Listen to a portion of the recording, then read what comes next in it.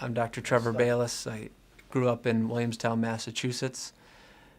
Always wanted to go to Williams and follow in the footsteps of my grandfather, my great-grandfather, wanting to study, play sports, run track, play ice hockey. Never thought I'd end up being a doctor, but then things happened.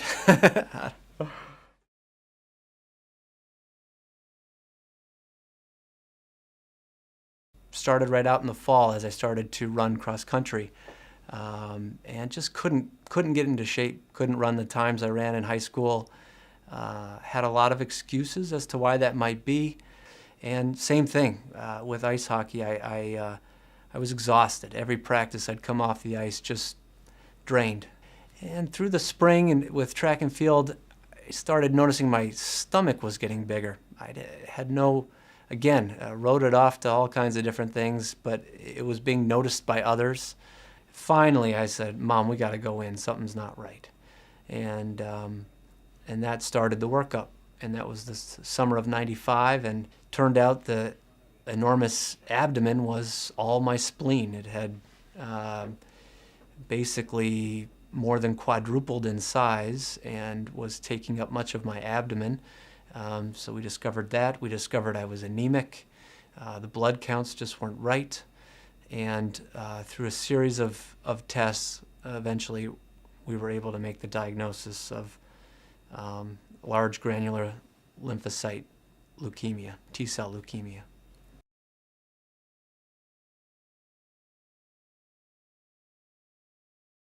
Initially, this disease was explained to me as an indolent, slow-growing process. There was a good chance I wouldn't need treatment for years. The one thing they did want to do right away is remove my spleen because they felt that that was causing the anemia and causing a lot of my symptoms. And so we proceeded with the splenectomy. I had that done in Boston. And that was a difficult recovery, just physically, but I gradually started to feel better. I had that all done over the summer. I was able to enroll in my sophomore year at Williams, and obviously taking a break from sports, certainly, but just focusing on feeling well and getting back into the swing of classes. So that was the approach all through sophomore year. Was sort of a watch and see, as they called it, type of approach.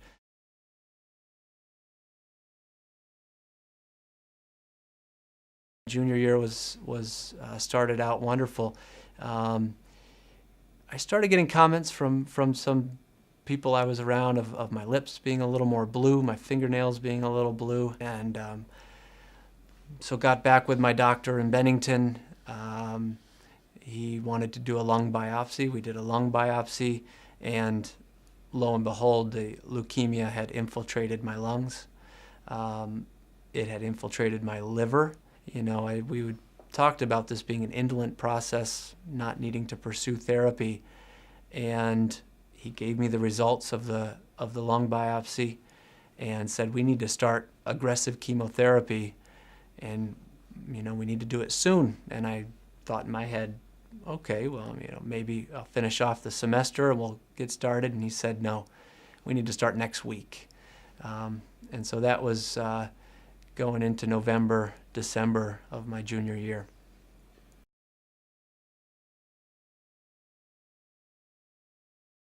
The plan was to get me to bone marrow transplant, and we decided to do that at sort of the mecca of bone marrow transplant, which is the Fred Hutchinson Cancer Center in Seattle. I flew out there with my mom. We stayed in a small apartment right across from the cancer center. And again, they sort of reiterated that I wasn't where I needed to be in terms of response to the chemo. And we went into an even more aggressive chemotherapy regimen.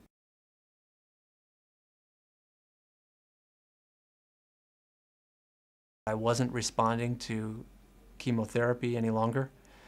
The fact was that the cancer involved my lungs to a point that they didn't feel that transplant would be safe. There was minimal to no chance that I would really have any benefit from the transplant. And there was a silence in the room, and I sort of gathered myself and asked her, in your medical opinion, how long do I have? And she thought about it for a second and said months, maybe weeks. And I turned to my mom at that point and I said, we need to go home. I need to be back in Williamstown.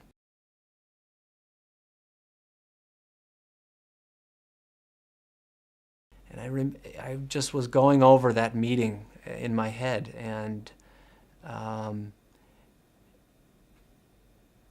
was thinking about how difficult it probably was for the doctor to say that, but at the same time, I was thinking, boy, I could do that well.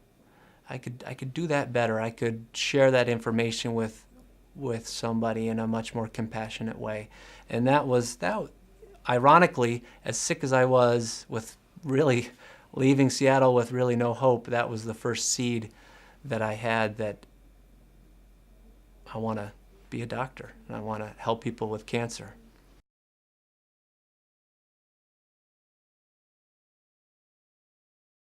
So the contrast to that visit in Seattle was my next visit in Bennington. I got home and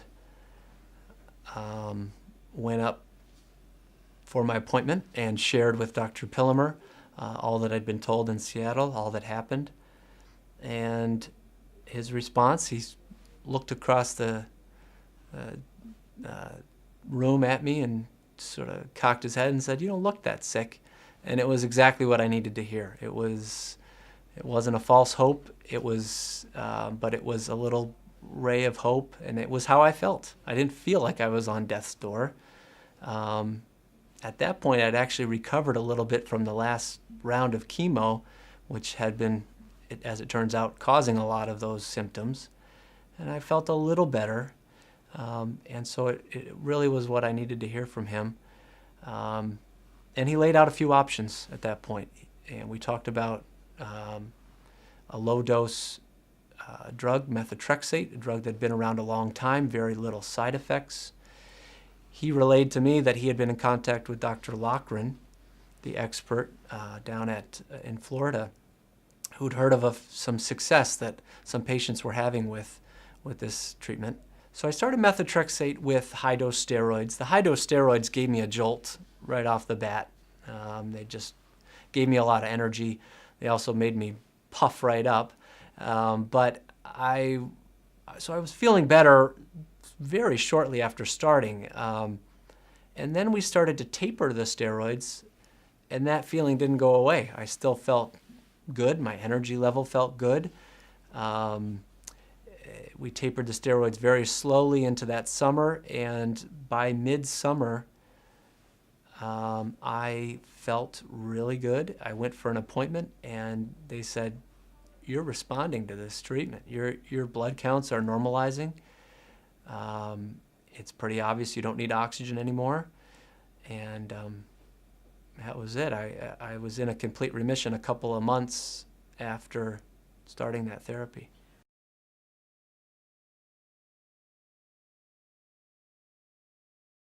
It was shortly after starting to get better on the methotrexate that my mind frame just totally shifted, and every day was a gift. I wanted to be back in school just for the sake of being in school. I wanted to get back to competing. That took a while physically, to be realistic, but gradually I started getting better, and then I started sort of thinking in my head, what can I do? To me, it seemed my best chance would be to get back and play hockey. It seemed like it would be too difficult to get the conditioning that you need to at least run distances like I had before. And so I started training hard for hockey, and I tried out in the winter of fall into the winter of '98, and I was the last cut from the team. But at that point, it was a victory. It was, you know, I had already, and it gave me the confidence to compete. I knew I was in tremendous shape, and I just needed the right channel for it, and that led me to indoor track. And I said, all right, my body's not built to run distance anymore. I trained really hard for hockey. I'm gonna sprint. I'm gonna do long sprints, 400, 600 meters. And so that's what I did. And the fun thing about that for me was I had no times to compare to from when I'd ran previously. My first run in the 600 was a PR because it was the first time I ever ran the 600. So that, you know, and every race was another small victory. To me, that first meet back on January 16th was just a victory, just a step to the starting line, and that's the way I approached it. I just to breathe hard, just to be able to breathe hard, to push my body to pain, but a good pain, athletic, you know, exertion type of pain, was just wonderful to me. And so no, I had no idea how I'd do, and I didn't particularly care all that much. Like I said, these were events that were new to me, which was fun, so I had no comparison, and I just wanted to run as hard as I could. And that was the joy of that spring track season.